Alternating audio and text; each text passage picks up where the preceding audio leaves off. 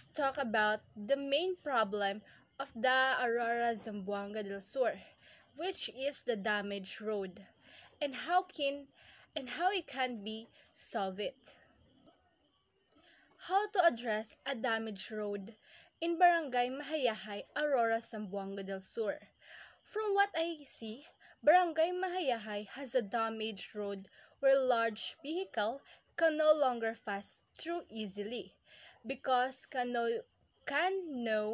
easily difficult to drive on. Vehicles cannot pass at the same time. This has become a problem for us, whether we are student or not. That is why issue needs to be solved immediately. To solve the problem of a damaged road, the first step is to assess the severity and cause of the damage. Engineers or local authorities inspect the road whether the issue is due to soil erosion, heavy traffic, forest destruction, or natural disasters. After identifying the cause, the next step is to prepare a repair plan, which may include patching, pathless, resurfacing the road, or completely reconstructing it. The damage is reserved.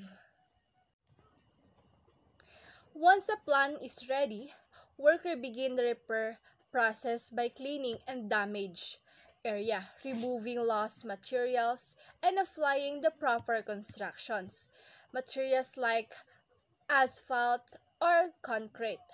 For long-term solutions, the government may need to improve drainage systems, strengthen the road foundation, or higher quality materials for prevent the same problem in the future.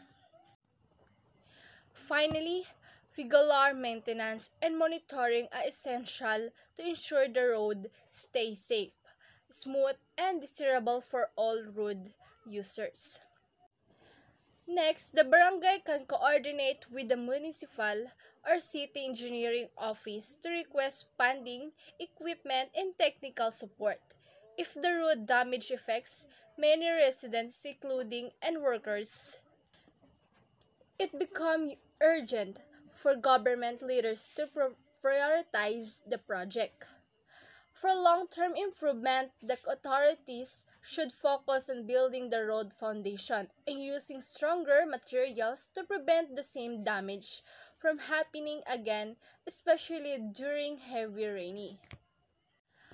Overall, addressing the damaged road is important not only for convenience but also for safety, transportation, and the daily activities of students and residents.